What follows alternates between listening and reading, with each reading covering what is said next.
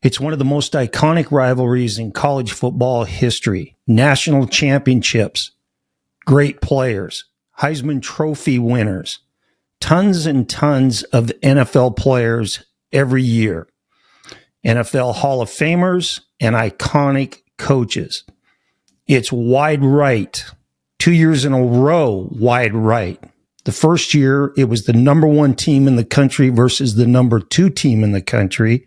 And the following year, wide right, was the number two team in the nation versus the number three team. Miami versus Florida State. This is QB Unfiltered, my take. The Cam Ward experience, number 8. The Canes and the Noles. I don't ever slow up, no I don't take shit. I got no love for the fakeness. If you wanna play tough and wanna hate this, I'll always show up and make a statement. I don't ever slow up. All right, last week in my closing remarks, I posed the question, how will Miami show up in this game against Florida State? Will they play at their level or will they play down to their competition's level? So what's the verdict after watching this game, which is a 36-14 Hurricane win? We'll discuss that question later on in the show. All right, let's start with Cam Ward. This is what he did Saturday night against the Noles. He was 22 out of 35 for 208 yards. And for the first time all season, he didn't throw a touchdown pass in the game. He also didn't throw any interceptions. And who would have thunk at this point in the season that we would have said the only touchdown pass in this game wasn't thrown by Cam Ward? He caught it. Amazing. Okay, he did some really good things. And while he didn't make any really poor decisions, he did hold on to the ball at times too long, and he missed some receivers that he usually hits with routes. And he also, at times bypassed the shorter open routes, holding the ball, trying to get it downfield on intermediate throws. So those are things that he's done all season long, but he didn't make any bad decisions to hurt Miami's offense. He played a solid game. The opening drive, the Canes were sharp. They came out, made a statement, throwing the ball down the field. They were crisp and went down and scored on that first series. And then the offensive line started to make some mistakes in pass protection, and Cam started to struggle a little bit in the passing game. The offensive line was a big part of Cam Ward's performance Saturday night, and I'll talk about them more in depth as we go. And in fact, at the end of the show, I need to clear up a statement I made last week about their offensive line, and I'll cover that at the end of this podcast. All right. FSU played almost exclusive man coverage the entire night. For most of the game in their man approach, they were playing two deep man, okay? Two safeties deep, on or near the hash, and then they locked up underneath with the corners and the slot defenders in man coverage. And Miami's receivers had some difficulty shaking the man coverage, all right? And I'll discuss that as we go as well. I've been saying this forever and ever. Some of the best man beaters that you have in your arsenal are crossing routes, either shallow cross or the deeper Y cross pass concept, dig routes, great against man-to-man. Anything that you can do where you've got a receiver going across the field full speed and a defensive guy chasing his ass. Miami, I've come to the conclusion now after 8 games that Shannon Dawson just doesn't have the crossers in his playbook. And obviously what the Canes have been doing offensively this year, and everything that I do when I break these games down and I talk about things that I would do or I'd like to see done differently, I'm sure that there's some people out there that are going, Coach, you're nuts. They lead the country in total offense. They lead the country in scoring, passing, all of these stats. And yeah, they've been lighting it up. But I got a feeling that for the rest of the season, they're going to see more and more man looks. Once you get a team that comes in and plays a defensive look that kind of shuts the door on your passing game, other teams are going to adopt that strategy. And, I think they're going to see more man-to-man, and they're going to see more man-to-man until they can prove to defensive coordinators that they can consistently move the ball, get receivers open, and complete balls against those coverages. And of course, when we talk about man beaters, I've been beating the drum all year long for slot receiver Xavier Restrepo to get the ball in his hands more, especially when they're getting man coverage, working those little underneath routes where he can just eat people up. I don't think they get the ball to him enough, but that's my opinion. Okay, I was a little surprised that Miami did not run the ball more in the first half. I'm sure that sounds kind of strange coming out of my mouth. I'm a pass first kind of guy, but their running game, they hit Florida State in the mouth. Florida State's not very good on defense. Miami's offensive line did a good enough job of knocking them off the ball initially when the ball was snapped. And then their backs, the stable of running backs that the Canes have, those guys do a hell of a job of, picking where they're going to go with their cuts and seeing daylight and slipping through those little cracks and bouncing it outside or sticking their toe in the ground and cutting it back against the grain.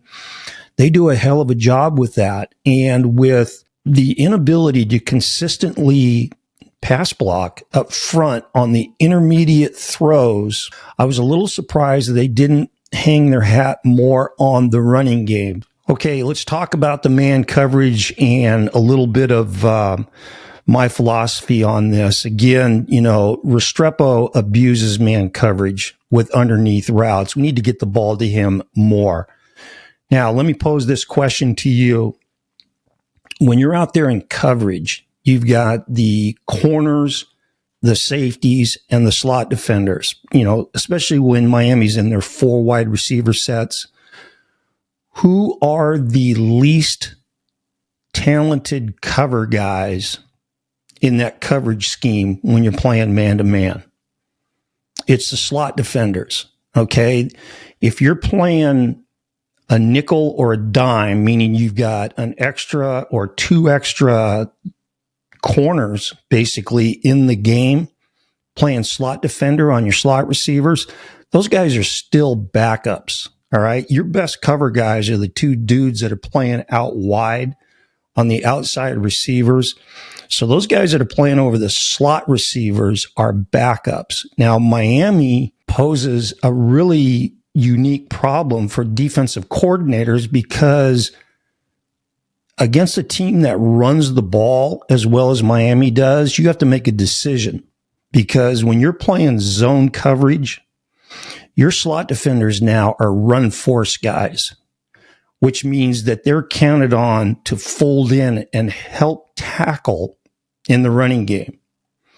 Well, when you got guys like that, I call them snot blowers. Those are the guys with neck rolls and full cage masks, usually wearing like 44 or 52 or 55, something like that. They're not great cover guys, whether they're running around out there trying to get to their zone or they're locked up playing man-to-man. So in order to combat that, you put the little dudes in that can run, even though they're backups, but now they can't tackle worth a damn. So Miami's run game and the big bruising physical backs that they have, they really pose a problem for defensive coordinators. All right. Now, that being said, when you're playing a team that goes almost entirely the whole game, 2-man, work on the slot defenders. And you got a guy like number 7 that can use and abuse those guys. Work on those guys. Make them cover.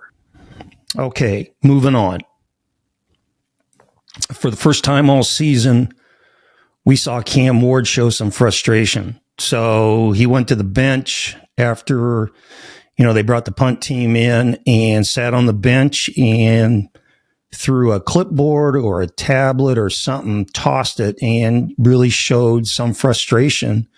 You know, I'm sure that he has probably done that at some point in time this season. I haven't seen it. Saturday night against Florida State was the first time, and he was frustrated. You know, here's a guy that for the first 7 games of the year, for the most part, they've gone up and down the field, and he has done what he's wanted to do in the passing game. And now against Florida State, he's got guys in his face a lot, you know, with the pass rush, and he's got receivers that aren't getting open against man coverage. And I think it took Shannon Dawson about a quarter to realize that in the passing game, he needed to do more quick game with Cam and more run action pass, where they're showing run game. You know, he's putting the ball down in the running back's gut and then pulling it up and getting it out, getting away from the intermediate routes where the offensive line was inconsistent with their protections. And those are the routes also where Cam gets in trouble by at times holding the ball too long or bypassing the short, wide open guy trying to get it downfield to the deeper routes. All right. Now, I've been saying this since the Florida game, and hopefully this will be the last time that I talk about this season, but Cam Ward's going to get whacked in one of these games. You know, I hate to say it. I don't want to put it out there, but unless there is a new rule change in college football that I'm not aware of that states when the quarterback breaks pocket, breaks the line of scrimmage, and is running downfield, if he starts angling towards the sideline, it's over. You just let him stop and, you know, walk out of bounds. You don't hit him while he's in the field of play. If that rule was enacted, then I stand corrected. Okay. But I don't think that that's the case. There was a play Saturday night where Cam was forced out left side, running down the sideline. He's angling towards the sideline. I'm saying to myself, keep going full speed, get out of bounds. Keep going full speed, get out of bounds. He slows way down and comes to a freaking stop about a yard inside the sideline. He stops. And when he did that, the defender who's coming downhill stopped and just let him step out of bounds. Now, think back to when Ray Lewis was playing for the Canes or any of the other nasty-ass defensive guys that they've had play for them in the past. Can you imagine any of those guys not lighting a quarterback up when he's on the field of play and the play is still going on? Cam, you're going to play against somebody this year who is Ray Lewis or is a defensive guy that doesn't care about getting a 15-yarder. He may not even care about a targeting call and getting tossed out of the game. He's going to try to light you up. Be smarter. Okay, Cam Ward's best throw of the night. It was in the second quarter. The Canes were facing a 3rd and 10. Florida State. I'll talk more about them when I talk about my thoughts on the game. They line up in a 4-1 double ghost, meaning 4 down guys, a center's uncovered. He's got a middle linebacker right over the top of the center standing up. And the double ghosts are 2 stand-up linebackers on the line of scrimmage outside the offensive tackles. In theory, it's a 6-man front with 1 backer in the box. So it's a 7-man front, and they're playing cover 0. All right. And their DBs are walked back, walked off, playing cover 0 man, like 5 or 6 yards. Miami kills the play, goes to a blitz beater, a blitz check. And in this case, it was a slant route coming from the outside left receiver. Now, Cam Ward knows he's going to get lit up on this play. It's either going to be the middle linebacker coming that's not blocked, or he's going to get blocked, which means the guy coming off the edge is going to be unblocked. Either way, if they send 7 guys, you know, Miami's got 6 dudes blocking, 5 offensive linemen and the running back. 1 guy's coming unblocked on a wind sprint. This is why it was Cam Ward's best throw of the night. He knows that that's going to happen. He gets the snap, GSTs it, grab, stab, and throw, stands up, rises up, and delivers an absolute strike on a slant route to the outside left receiver and gets blown up. I always used to tell my quarterbacks, that is one of your major job descriptions. Throw the ball and take a hit. Deliver the ball and take a hit. You know how many college quarterbacks there are or NFL quarterbacks there are out there that wouldn't do that, that don't do that? So kudos to Cam Ward. He's a tough dude and he did his job on that play. That was his best throw of the night. Okay, so I'm going to talk about the Noles here for a second with their coverages and defensively. I've been saying this all year long that when you're playing a team that knows how to throw the ball, you've got an offensive coordinator that knows how to attack defenses, and you got a QB that understands the passing game. You cannot line up in what you're going to play and just show it. Okay. You've got to move around. You got to stem around a little bit. You got to disguise. You got to bluff. You've got to keep the OC and the QB and the receivers guessing what coverage they're going to see even after the ball snapped in some situations. Florida State, every single time that they came up and played cover zero with a 7-man front, and it was usually 4-1 double ghost, which I just talked about, their DBs lined up like 5 to 6 yards off the receivers. Well, they've shown it, Dawson and Ward and the wideouts, that they're in man coverage. They've shown that they're bringing pressure. They've shown that they're probably bringing 6 or 7 dudes. And the fact that their DBs are all lined up 5 to 6 yards off, you've got every blitz beater known to man at your disposal. You can do anything with that. You're giving a receiver a free release and room to run his stem and make his cuts. I mean, I just couldn't believe what I was seeing. It really reminded me a lot of the South Florida game earlier in the year where they just lined up in their man coverage and let Miami just make these little checks where they would just kill them with these switch verticals and switch slant routes. They did it down on the goal line for a touchdown. That's just not a smart way to play against a really good offensive team that knows what they're doing throwing the football. Okay, here's some random thoughts on the game. Florida State is in a bad spot right now. Their culture sucks on their football team. They didn't seem very interested in playing this football game. And it was pretty evident to me in the first half, and it got worse in the second half. And in fact, when they started the fourth quarter, the end of the third quarter, they just cashed their chips. They were done.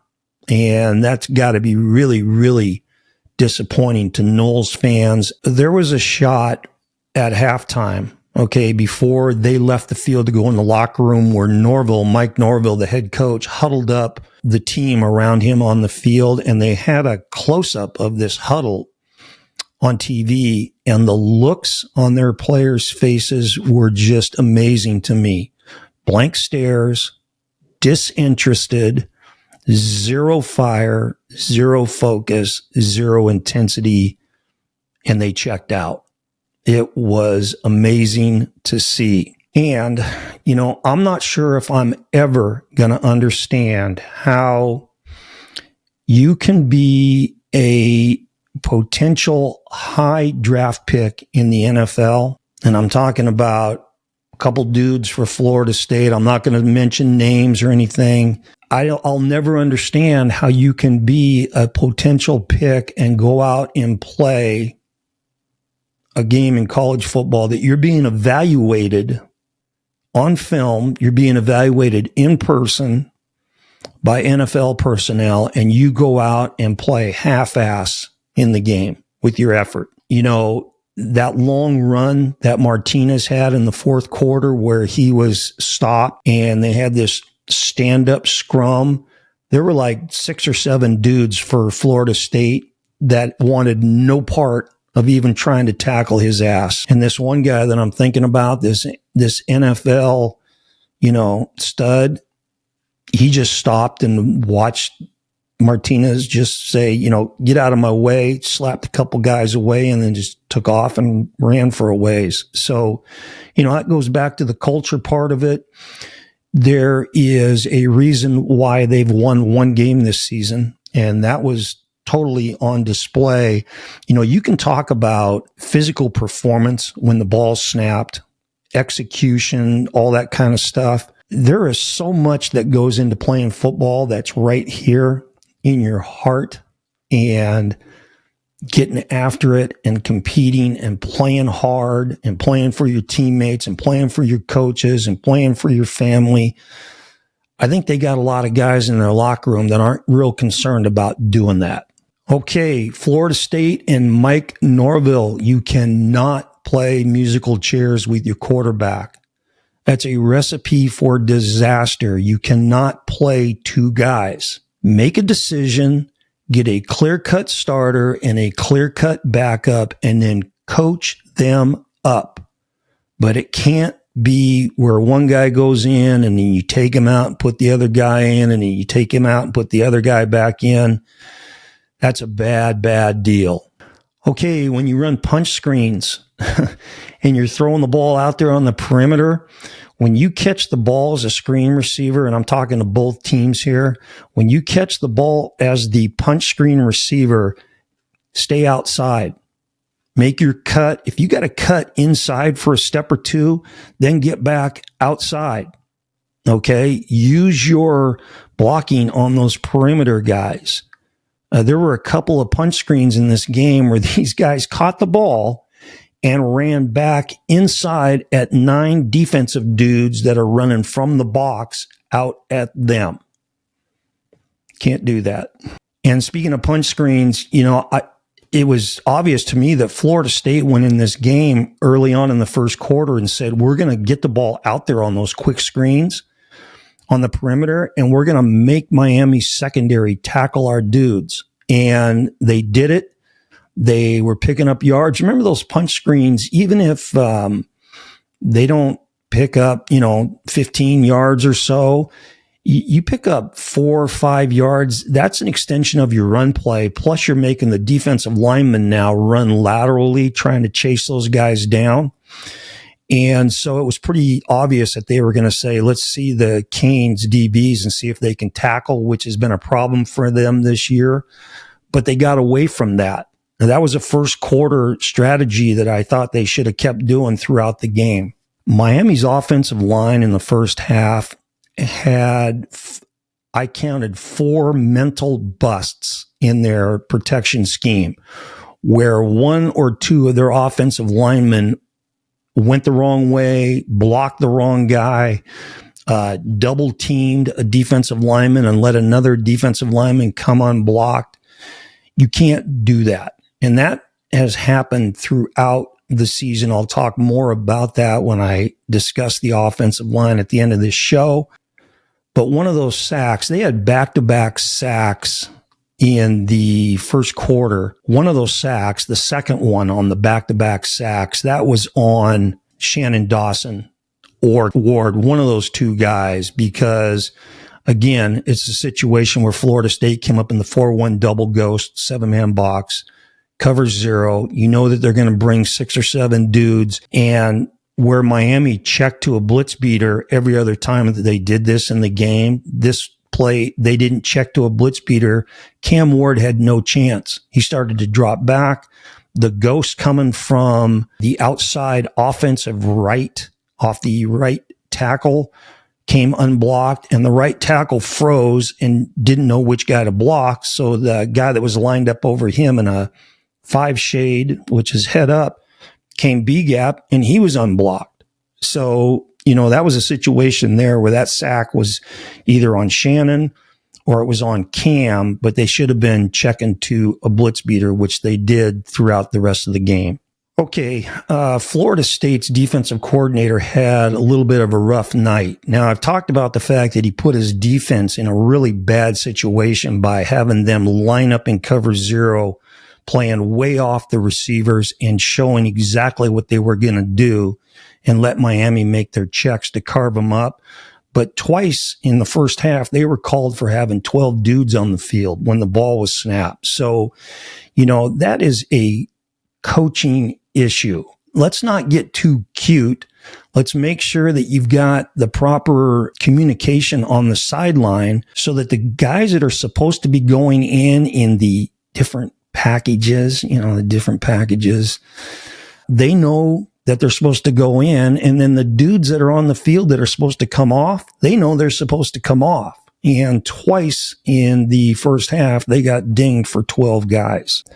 And then talking about getting too cute, Florida State on offense tried to run the Wildcat, and they had problems getting the right guys in there and getting the right guys off the field and getting lined up properly, and they had to burn a timeout. So the communication that was on the sideline with the coaching staff to the players, and the players knowing what package they were in to get on the field, and then the dudes that were on the field knowing what package they weren't in to get off the field, that hurt Florida State. And the weird thing about watching this on TV, that had to have been the quietest Miami-Florida State game I have ever watched on TV. The quietest. And then did Florida State's band get on the bus and go back to Tallahassee at halftime? The entire first half, I heard their, war cry music, their tomahawk chop music. I didn't hear it at all in the second half, unless I missed it. I don't think I did, but why would you leave the game or just not play? Weird. And then for the second time this year in watching one of these games, the lead announcer in the game in a situation where it was fourth down made this brilliant statement well, analytics says this. And the color commentator, the guy in the booth with him for the second time, sort of chuckled underneath his breath and basically said, screw analytics. And I'm here to second that. Screw analytics. Analytics has ruined Major League Baseball. College football cannot go the same way. Now, a clarification of what I said in last week's podcast, where I made an editing mistake and it came out with one sentence where I said the Miami Hurricane offensive line is a liability. I get a lot of Hurricane fans that watch my podcast, and I really appreciate the comments and the support. I love it. Let's keep this thing going. I'm going to do as many of these games as I can. I'm going to keep talking about Cam Ward for as long as he's playing for the U. But I wanted to explain what went down with this. So usually my podcasts are anywhere from 25 to 28 minutes long. But when I turn the camera on to do the raw footage, it's usually about 42 to 45 minutes worth. And then I edit it down to get to 25 to 28. When I did the Louisville raw footage, it was an hour and 7 minutes or something like that. And so I had to cut a whole lot of stuff out. One of the segments I cut out was when I talked about why I thought Miami's offensive line was a liability, and it was in their intermediate passing game, pass protections, and some of the things that they've got going on with their pass pro. The mistake I made is when I cut that out, I left that one sentence in where I just said their offensive line is a liability, and I didn't say anything else. So I left kind of people hanging. So, in the grand scheme of things, Miami's offensive line has done a hell of a job this year. They're really good in the screen game. Of course, in the screen game, a lot of times they're, it's like a RPO where they're showing run and Cam is standing up and throwing those punch screens, but they will run jailbreak screens every now and again where they get linemen out in front. They're really good with the quick game when Cam can get the snap 1, 2, 3 and get it out. All right. They're obviously really good in the run game. They knock people off the ball and create seams for those running backs to get up in, and they do a hell of a job with that. Where they're not consistent is in their pass protection schemes, and where it really comes into play is when they're running intermediate concepts where they're throwing deeper downfield routes. And that's when you start seeing breakdowns. Now, there are other components with the pass protection that gets them in trouble, and I'm going to talk about those here in a second. So this year in 8 games, how many times have you seen in a game where Cam Ward takes his drop, and you can always tell when they're running intermediate type throws because he takes a long first step, a crossover step, and then he takes a big, long, slow third step. And he does this. I don't agree with him doing this, but he does this because of the timing of the routes. Okay. They've got to get to where they're going, whether it's a dig route, a curl route, a corner route, a sail route, which is a deep out route, a deep crossing route, whatever. How many times have you seen him in these games when they're running these types of routes where he can get to the end of his drop, stride, and throw? Now, it does happen, but I would say a majority of the times where the pocket collapses down on top of him, where he has to do the Houdini and get out of there, are on these routes. You may be saying to yourself, well, Coach, I've seen him throw a lot of seam verticals and bender routes where the receivers are catching the ball 15 yards, 20 yards downfield, and he's able to get the ball off. Yes, I consider that quick game, though, because if you look at Cam's feet, he's getting the snap and he's going 1, 2, 3 out. So when you throw benders and seam verticals, you're throwing the ball right off of the inside shoulder of the slot defender. And that happens fast. There's a lot of times where that ball can be in the air for like 10 or 12 yards. That's it. It's boom. As soon as he starts to clear that slot defender, that ball's out. And when you watch Cam Ward throw those, he's taking a quick 3-step drop and getting the ball out with no one around him. That's why I'm always saying, more quick game. Not only those routes, but just the traditional quick game where they're running stick routes, little swirl routes, Restrepo, right? Option routes, slants. Every time that Ward throws a slant route all season long, it's pitch and catch. All right, that's a topic for another day. Now, the offensive line usually averages about 3 to 4 mental busts a game. I'm talking about in their protection scheme, they have 1 or 2 guys that doesn't do what they're supposed to do, which results in a defensive guy being unblocked who has a wind sprint at Cam Ward. In the game against Florida State, they had 4 of them in the first half. And when you look at, I'm going to use the Louisville game for an example. That big completion that he had to Restrepo, where they were playing cover 3 and they ran Restrepo on a wheel route, which turned into a trail vertical behind the outside receiver who took the corner out of there, cover 3.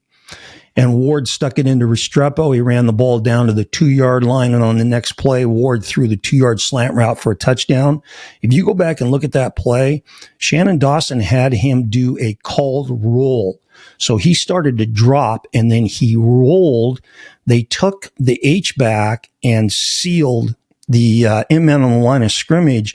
And he got Cam out of the pocket to buy time for a intermediate route. Now, offenses run wheel routes every game all season long across high school, college, NFL. Most teams don't have to roll their quarterback to get him out of the pocket in order to throw that wheel route. But that's pretty smart on Dawson's part doing that. And that just tells you that they have breakdowns where guys usually end up getting beat at some point in time with their protection on the intermediate throws. With pass protection, it's a combination of boxing and dancing. The boxing is the punching. You punch, extend those hands and arms and punch the defensive lineman or the linebacker. Or the dancing is the feet. All right, you got to have great feet for pass protection. They got some guys on their starting offensive line that don't have the world's greatest feet, and it gets them in trouble with their protection. All right. And then the last thing that just drives me crazy, I talked about this in the South Florida game. They did it again in the Florida State game. They've got guys on the offensive line that just stop playing. You get these guys that have this perceived clock in their head to where they think the ball should be out or is probably out, so they stop playing. Now, you can't do that as an offensive lineman. You can't do that. Every play is unique and different. The timing that the ball gets out of the quarterback's hands is different every time you drop back to throw. But there were a number of plays. There were plays in the game against the Noles where you got one or two guys that assume that the ball's been thrown, but it hasn't been thrown, so they just flat stop. The defensive lineman's not going to stop. I mean, they can see exactly what Cam's doing. They know he's still got the ball, and now they're chasing his ass, and the guys that have stopped are out of the play. They're done. And that happens a lot, and that hurts them in pass protection, and it hurts their passing game, and it makes it a frustrating situation for Cam Ward. And I'm not talking about when he holds the ball. I'm talking about the fact that part of their passing game, they can't consistently run because the protection breaks down. That's what I'm talking about with the liability. Okay, let's end it with what I said in the intro. Did the Canes play at their level? Did they play down to their competition's level? I'll put it this way. They were methodical on offense. There was a difference between their energy and focus level in this game versus how they played against the Louisville Cardinals. Big difference. All right. Great football teams do not do that. Miami is almost a great football team. Almost a great football team. They're going to play other teams this year where they're going to be better than that team. They're going to play teams that they're going to be better than, and those other teams play horse shit. You cannot be lulled to sleep or the mental preparation of going into a game where you know you're playing an inferior opponent. And so, yeah, I think that they played down to their competition a little bit. And finally, I don't know what was said in the media this week between the two teams. I don't know what happened in the game last year between the two teams or the game the year before. I don't know. But Mario Cristobal made a statement in the fourth quarter of this game. Now, I'm not talking about him keeping the starters in and Cam Ward throwing verticals and posts and all that kind of stuff, trying to, put their face in it, the Noles face in it, and run the score up. But when he went for that 2-pointer in the fourth quarter, that was a statement there. That was a little bit of a statement. Mario just flamed that rivalry a little bit more with that 2-point play, which was kind of interesting at the time. But that's what makes the Miami-Florida State games so iconic. Okay, hit that like button, subscribe, pass the word around. If you enjoy listening to my take and my insight on offensive football, the passing game, and playing the absolute toughest position to play in all of sports, the quarterback position, then subscribe to the channel. Comment below. Let me know what you thought of Cam Ward and the Canes against the Noles and the Miami Hurricanes moving forward. They got a big game against Duke coming up this week. Okay, this is QB Unfiltered, and remember, always throw the ball short to guys who can score. See ya. I got no